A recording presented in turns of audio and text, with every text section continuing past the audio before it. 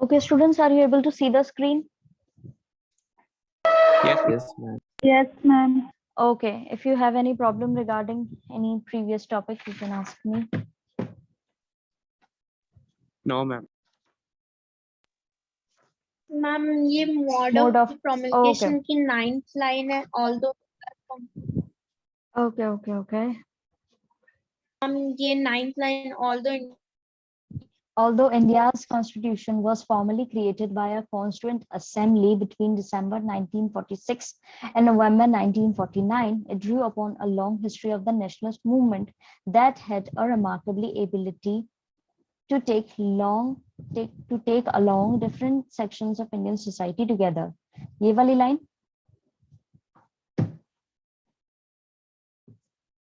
इसके अंदर बेसिकली ये बोला गया है कि इंडिया का इसके अंदर ये बोला गया है कि बेसिकली इंडिया का जो कॉन्स्टिट्यूशन है वो भले ही कॉन्स्टिट्यूएंट असेंबली ने बनाया है उसको, ठीक है, दिसंबर 1946 से नवंबर 1949 के अंदर उन्होंने इस चीज को प्रॉपर्ली रूप दिया है, लेकिन इस पर जो हमारे नेशनल मूवमेंट चला हुआ आ रहा था पहले से, जो उसकी हिस्ट्री थी उसका भी साथ में एक असर रहा है इसके ऊपर, जो जिसके अंदर कई सारे अलग अलग सेक्शंस थे हमारे इंडियन सोसाइटी के, उनको साथ में लेकर के चले हैं, उनकी हिस्ट्री को साथ में लेके चले हैं, किस तरीके से उन लोगों ने स्ट्रगल किया है काफी पहले से, उस चीज को साथ में रखते हुए उस चीज को मेंशन किया है कॉन्स्टिट्यूशन के अंदर कि भाई उनको भी सेफगार्ड कर पाए, उनको भी साथ में लेकर के चल पाए, या उनके जो भी इंटरेस्ट हैं या जो भी उनके डिफरेंसेस रहे उनको सॉर्ट आउट करते हुए साथ में लेकर के चलें एक इंडियन सोसाइटी के अंदर सारे ही सेक्शंस को।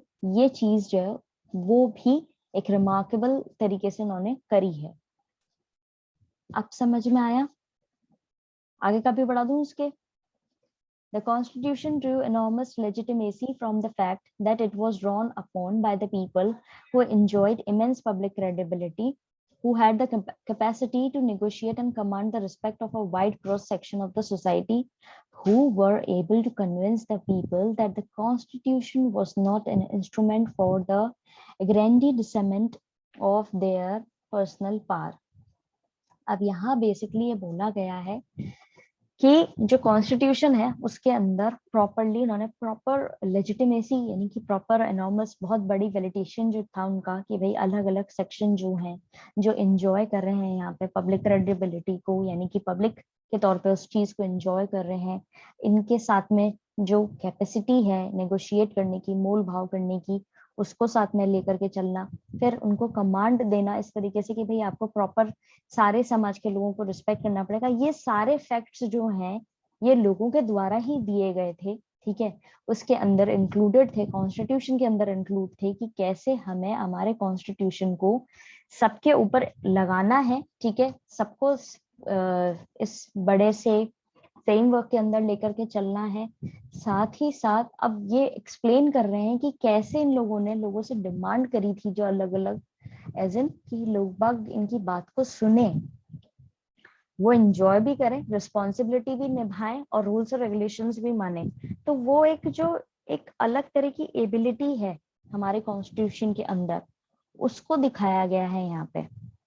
पूरे सोसाइटी के अंदर इनको रिस्पेक्ट मिले and who were able to convince the people that the constitution was not an instrument, और फिर लोगों को समझाएं कि भाई ये आपके लिए बनाया गया है, आपकी वेल्थ को इंक्रीज करने के लिए बनाया गया, आपकी प्रेस्टीज और आपकी पावर को इंक्रीज करने के लिए बनाया गया है, ठीक है, लेकिन ये ऐसा नहीं है कि एक पर्टिकुलर इंस्ट्रूमेंट बन के ही रह गया हो कि आपको सिर्फ इस चीज से फायदा ही मिलना है और आपने इस चीज को अपनी पर्सनल पावर के लिए यूज करना है।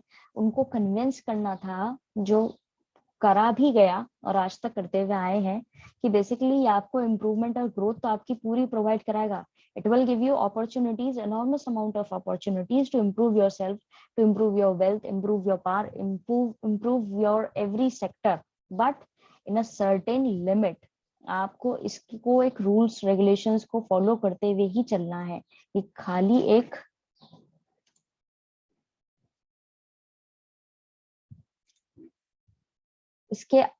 इसको साथ में लेकर के चलना है, ये चीज यहाँ पे बताई गई थी।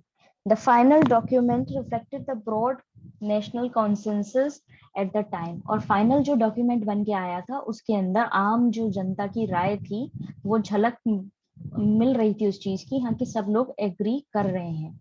अब समझ में आया या अब आवाज Yes, क्लियर आ ma'am. रही है?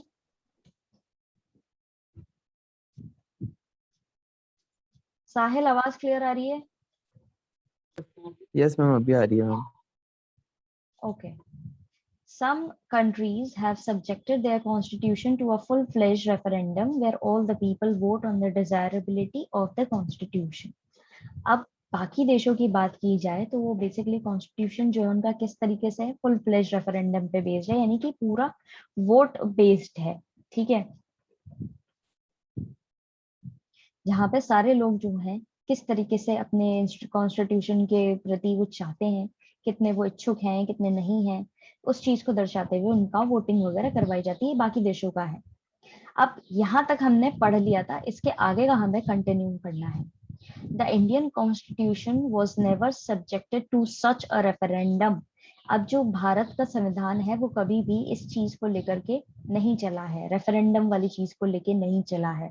But nevertheless carried enormous public authority। लेकिन उसके बावजूद ये रेफरेंडम वाली वोट वाली चीज तो नहीं कर रहे हैं, लेकिन पब्लिक अथॉरिटी इनकी हमारी जो जनता है वही इस चीज का अधिकारी है, उस चीज को भी ये नहीं भूले हैं। Because it had the consensus and backing of leaders who were themselves popular। क्योंकि यहाँ पे जितने भी लोग हैं उनकी आम राय को लेके चला जाता है, साथ ही साथ जो जितने लीडर्स रहे हैं, जो पॉपुलर रहे हैं अपने आप में उस समय में, उनकी बात को भी रखा जाता है। Although the constitution itself was not subjected to a referendum, the people adopted it as their own by abiding by its provision।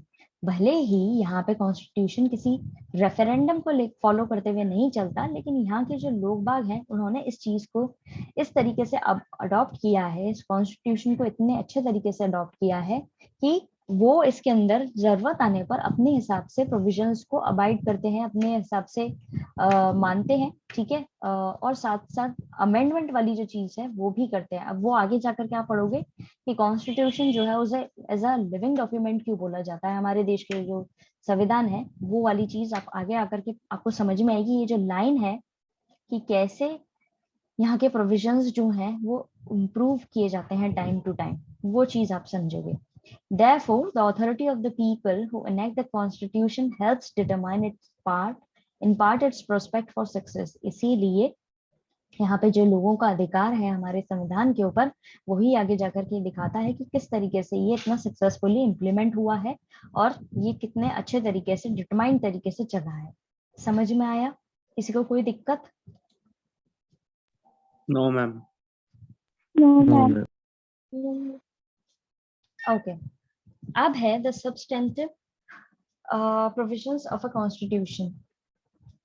It is the hallmark of a successful constitution that it gives everyone in society some reason to go along with its provision। ये अब इतना successful constitution कैसे रहा है कि यहाँ पे समाज के अंदर लोगों को कारण दिए जाते हैं कि वो इस प्रोविजंस को मानते हुए काम करें, ठीक है। इसकी सक्सेस का रीजन यही रहा है। A constitution that, for instance, allowed permanent majority to oppress minority groups within society would give minorities no reason to go along with the provision of the constitution। अब क्या है कि आपने देखा होगा अपने 10th क्लास के अंदर भी एक चैप्टर था हिस्ट्री का, उसमें द राइज ऑफ नेशनलिज्म वाला, उसमें आपने पढ़ा था कैसे बेल्जियम जो है उसके अंदर दो कम्युनिटीज थी, ठीक है, एक मेजोरिटी में थी एक माइनॉरिटी में थी। तो वहां पे मेजोरिटी वाले जो थे वो लोग ही पहले कोशिश कर रहे थे कि अपने हिसाब से रूल करें और अपनी डोमिनेंस दिखाएं और उस हिसाब से चलें, लेकिन एट द एंड वो दोनों सबके भले के लिए काम करते हैं। और उसी के कंपैरेटिवली आपको श्रीलंका के बारे में भी बताया गया था, जहाँ पे भी दो कम्युनिटीज थी। जो मेजोरिटी वाले थे वो अपने हिसाब से कॉन्स्टिट्यूशन को बदल रहे थे और अपने हिसाब से चीजों को फॉलो कर रहे थे, अपनी लैंग्वेज को इम्पोर्टेंस दे रहे थे, अपने कल्चर को इम्पोर्टेंस देते हुए चल रहे थे। तो जो माइनॉरिटी ग्रुप के लोग थे वो इस चीज से बिल्कुल भी खुश नहीं थे। वो टाइमली उनके प्रोटेस्ट करते थे या रिवॉल्ट करने की कोशिश करते थे, या वो अपने आप को इस देश का हिस्सा नहीं समझ पा रहे थे। याद है आपको the rise of nationalism? Yes ma'am. तो वही चीज यहाँ पे भी मेंशन की गई है और बताया गया है कि भाई अगर कोई ऐसा समाज हो, एग्जाम्पल के तौर पे देखना है, जहाँ पे परमानेंट मेजोरिटीज जो है वो माइनॉरिटी लोगों को दबाएं, ऑप्रेस करें, ठीक है। तो समाज के अंदर माइनॉरिटी ग्रुप के जो लोग हैं, जो कम अमाउंट में मेजोरिटी में नहीं है, उनके पास कोई रीजन नहीं रह जाएगा कि वो इस प्रोविजन को माने, इस संविधान को माने या फॉलो अप करें। तो कोई भी संविधान जो है उसका ये रीजन जो है वो इतना अच्छे होने चाहिए कि लोग बाग उस चीज को फॉलो अप करें। ठीक है, समझ में आया? किसी को कोई दिक्कत? No ma'am. Okay. Or a constitution that systematically privileged some members at the expense of others, or that systematically entrenched the power of small groups in the society, would cease to command allegiance. अब क्या है यहाँ पे basically ये बोला गया है कि जब कोई कॉन्स्टिट्यूशन सिस्टमेटिकली प्रिविलेज लोगों को ही काम दे रहा है, यानी कि दूसरे लोगों की जो एक पर्टिकुलर हाई क्लास के लोग हैं उनको ही फायदा पहुंचा रहा है, और दूसरे लोगों को उसकी कीमत चुकानी पड़ रही है कि उनको कोई फायदा नहीं मिल रहा है, उनको एक्स्ट्रा काम करना पड़ रहा है, या उनको अलग एक्स्ट्रा मतलब उनको प्रिविलेजेस नहीं मिल रहे हैं। तो इस तरह से कोई चीज अगर हो रही है, या फिर सिस्टमेटिकली उनकी पास जो स्मॉल ग्रुप्स की सोसाइटी वो पूरी तरीके से हटा दी गई है, तो इस तरह की केस के अंदर आप लॉयल्टी एक्सपेक्ट नहीं कर सकते हो किसी की भी, कि आप जो कमांड है अपना कमांड दे रहे हो लॉयल्टी वाला, कि सब लोग बाग आपके कॉन्स्टिट्यूशन को माने, उसके रूल्स और रेगुलेशंस को फॉलो करें, टैक्स वगैरह जो भी दिए जा रहे हैं, लगाए जा रहे हैं, वो पे करें और खुश रहें एक तरीके से। अगर आप कॉमन लैंग्वेज में बोलो तो वो पॉसिबल नहीं है। If any group feels their identity is being stifled, they will have no reason to abide by the constitution. अगर किसी भी सोसाइटी के लोगों को या किसी भी ग्रुप के लोगों को लगा कि उनकी जो आइडेंटिटी है वो उनको प्रॉपरली नहीं मिल रही है, या उनको सफोकेटेड फील हो रहा है इस एनवायरमेंट में, तो उनके पास में कोई रीजन नहीं रह जाएगा कि वो इस कॉन्स्टिट्यूशन को माने या उसको फॉलो करें। ठीक है। No constitution by itself achieves perfect justice. कोई सा भी संविधान जो है वो अपने आप से न्याय जो है वो नहीं अचीव कर पाता, but it has to convince people that it provides the framework for pursuing basic justice. लोगों को कन्विंस करना पड़ता है इस चीज के साथ में कि ये जो आपका प्रॉपर आपका फ्रेमवर्क दिया गया है कॉन्स्टिट्यूशन का, वो आगे जाकर के आपको न्याय दिला पाएगा। इस पैराग्राफ में यही एक्सप्लेन किया गया है। किसी को कोई दिक्कत आई है तो भी आप लोग पूछ सकते हैं। No ma'am. सबको क्लियर है? Okay.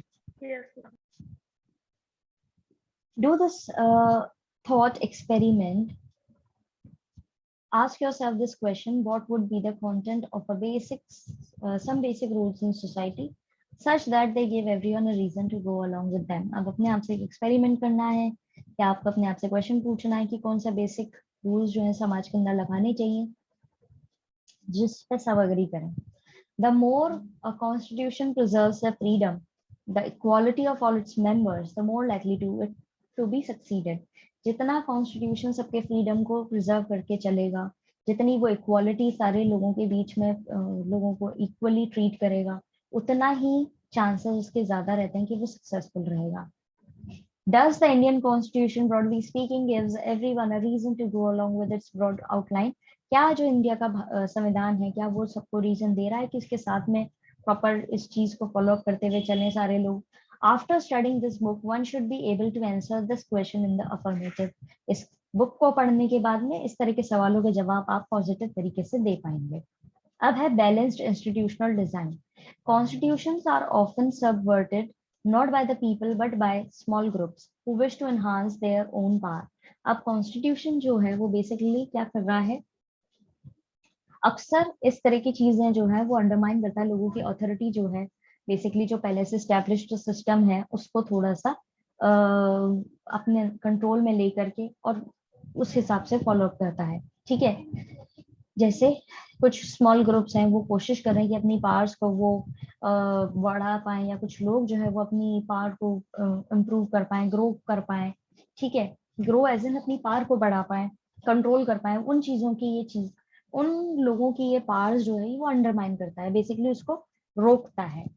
Well crafted constitutions fragment powers in society intelligently so that no single group can be subvert the constitution.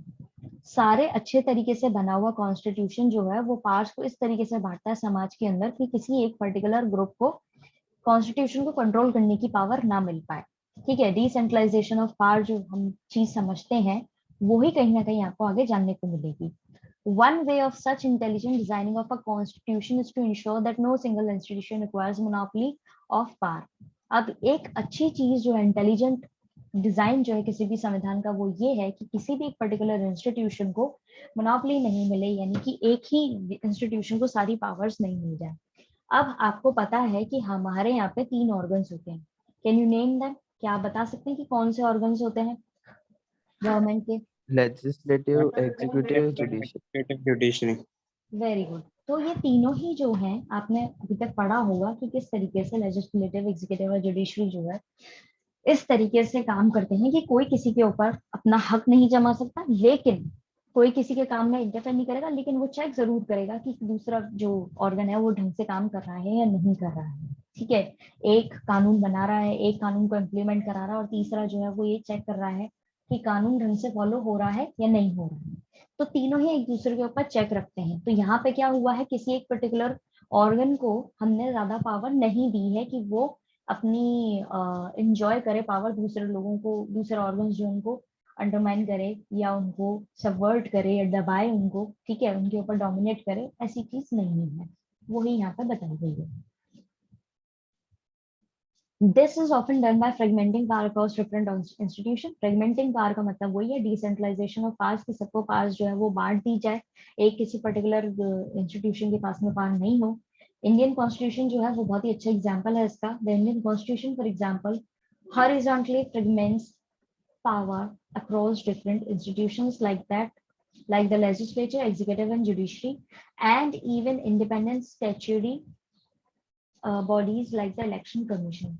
अब हमारे यहाँ पर जो संविधान है उसके अंदर लेजिस्लेचर, एग्जीक्यूटिव और जुडिशरी तीनों को इक्वल पार्ट दे रखे, साथ साथ जो हमारी अलग से बॉडीज हैं जैसे कि इलेक्शन कमीशन है, उनको भी इंडिपेंडेंट बॉडीज है, उनको भी कुछ पावर्स दी हुई है। This ensures that even if one institution wants to subvert the constitution, others can check its transgressions. अब इसका मतलब ये है कि अगर कोई एक पर्टिकुलर इंस्टीट्यूशन जो है वो कोशिश कर रहा है दूसरे तरीके से कॉन्स्टिट्यूशन जो है उसी को दबाने की कोशिश कर रहा है, या उसके ऊपर अपने हिसाब से काम करने की कोशिश कर रहा है, या बेसिकली उसको अंडरमाइन करने की कोशिश कर रहा है, तो ये लोग चेक कर सकते हैं कि कोई दूसरा काम इस तरह से नहीं हो कि कहीं कॉन्स्टिट्यूशन के खिलाफ जाए, ठीक है। इसके आने वाले जो भी एक्ट हैं या जो भी उल्लंघन है कोई कर रहा है तो वो उसको चेक कर सकते हैं। An intelligent system of checks and balance बोला जाता है इसको। इस चीज को मार्क कर लीजिएगा, ये बहुत ही अच्छा सिस्टम है चेक्स एंड बैलेंस वाला। has facilitated the success of the Indian Constitution. ये जो चेक एंड बैलेंस वाली चीज जो हमारे कॉन्स्टिट्यूशन से जोड़ के देखी गई है उसी का कारण है कि हमारा इंडियन कॉन्स्टिट्यूशन जो है वो अभी तक इतना सक्सेसफुली इम्प्लीमेंट हो पाया है या काम कर पाया है। समझ में आया इस पैराग्राफ के अंदर किसी को कोई दिक्कत? No ma'am. No, ma'am. Okay. Another important aspect of intelligent institutional design is that a constitution must strike the right balance between certain values, norms, and procedure as the authoritative, and at the same time allow enough flexibility in its operation to adapt to the changing needs and circumstances. एक important aspect जो है किसी भी अच्छे institution का के design का वो ये है कि अगर वो कोई संविधान बना रहे हैं तो वो सबके बीच में एक बैलेंस बिठा करके चले, ठीक है। वहाँ की वैल्यूज कौन सी डालनी है, नॉर्म्स क्या होने चाहिए, प्रोसीजर क्या होना चाहिए अथॉरिटेटिव का यानी अधिकारी का, साथ ही साथ वो इतने फ्लेक्सिबल भी होने चाहिए कि उस समय में अगर कोई नीड है, उस समय में सिचुएशन डिमांड कर रही है किसी बदलाव की, किसी चेंज की, तो वो उस हिसाब से उसको मोल्ड कर सकें और उस सिचुएशन को भी टैकल कर सके और अपनी जो बेसिक चीजें हैं उसको भी फॉलो अप कर सके। Too rigid a constitution is likely to break under the weight of change. अगर ज्यादा कॉन्स्टिट्यूशन जो है वो रिजिड होगा यानी कि वो फ्लेक्सिबल नहीं होगा चेंजेस को लेकर के, तो वो जल्दी ही टूट जाएगा। A constitution that is on the other hand, too flexible will give no security। और अगर दूसरी तरफ की जरूरत से ज्यादा ही अगर कोई चीज फ्लेक्सिबल हो तो उसको उससे क्या होगा कि ये तो हर सिचुएशन के अंदर ही कानून बदल देते हैं, अपने अपने हिसाब से वो चीजें चेंज कर देते हैं। हर बारी अगर इस तरह की चीज को वो लोग मानेंगे तो उससे सिक्योरिटी की कोई गारंटी नहीं है। प्रिडिक्टेबिलिटी और identity of to a people, ना तो वो लोग कुछ प्रिडिक्ट कर सकते हैं ना ही लोगों की आइडेंटिटी जो है उसको लेकर के कोई सिक्योरिटी हो पाएगी। Successful constitutions strike the right balance between preserving core values and adapting them to the new circumstances। अब ये जो लाइन है ये इंपॉर्टेंट है, आप लोगों को मार्क कर लेनी है। बेसिकली यहाँ पे ये बोला जा रहा है कि सक्सेसफुल कॉन्स्टिट्यूशन के अंदर आपको एक परफेक्ट बैलेंस जो है वो बैठाना जरूरी होता है कि कोर वैल्यूज जो है वो भी मेंटेन रहे और नए सर्कमस्टेंसेस के साथ में हम अपनी चीजों को मेंटेन करते हुए चलें। You will notice the wisdom of makers of the Indian Constitution. The chapter on the Constitution as a living document. The Indian Constitution is described as a living document। अब यही चीज जो है आगे जाकर के आप चैप्टर 9 के अंदर पढ़ेंगे। Constitution as a living document क्यों बोला जाता है इंडियन कॉन्स्टिट्यूशन को, कि वो एक जीता जागता डॉक्यूमेंट है, ठीक है, जीवित डॉक्यूमेंट है, ऐसा क्यों बोला जाता है इंडियन कॉन्स्टिट्यूशन को, वो आप चैप्टर 9 के अंदर पढ़ोगे। By striking a balance between the possibility to change the provisions and the limits on such changes, the Constitution has ensured that it will survive as a document respected by the people। एक सही balance बिठाना कि लोगों के अंदर क्या possibility हो सकती है, प्रोविजंस के अंदर कितने बदलाव लाए जा सकते हैं, क्या लिमिट है इस तरह के चेंजेस की, एक लिमिट तक ही हम बदलाव ला सकते हैं कॉन्स्टिट्यूशन के अंदर, वो चीज प्रॉपरली एक डॉक्यूमेंट को लोगों के बीच में रिस्पेक्ट दिलाती है, साथ ही साथ उसको मेंटेन या फॉलो अप भी तरीके से करवाती है कि वो डॉक्यूमेंट सरवाइव कर पाए लोगों के बीच में, यानी उसको लोग बाग इज्जत दें और फॉलो कर पाए। समझ में आया किसी को कोई दिक्कत अभी तक? No, ma'am. No, ma'am. No, ma'am. This arrangement also ensures that no section or group can on its own subvert the constitution। और यही अरेंजमेंट जो है हमें प्रोवाइड कराता है ये फैसिलिटी, जहां पे हमें बताया जाता है कि भाई कोई भी ग्रुप या कोई भी सेक्शन जो है वो कॉन्स्टिट्यूशन को सबवर्ट नहीं कर सकता, अंडरमाइन नहीं कर सकता या उसको अपने हिसाब से चला नहीं सकता। So that's it for today. आज हम इतना ही पढ़ेंगे। अपनी प्रॉब्लम्स जो है आप इकट्ठी कर लीजिएगा, जो भी हमने आज पढ़ा है उससे रिलेटेड। कल की क्लास में आपकी प्रॉब्लम सॉर्ट आउट कर दी जाएंगी। We are running out of time, so I am going to send you link for your next class. Yes ma'am, मैं ना मेरे को एक चैप्टर का पार्ट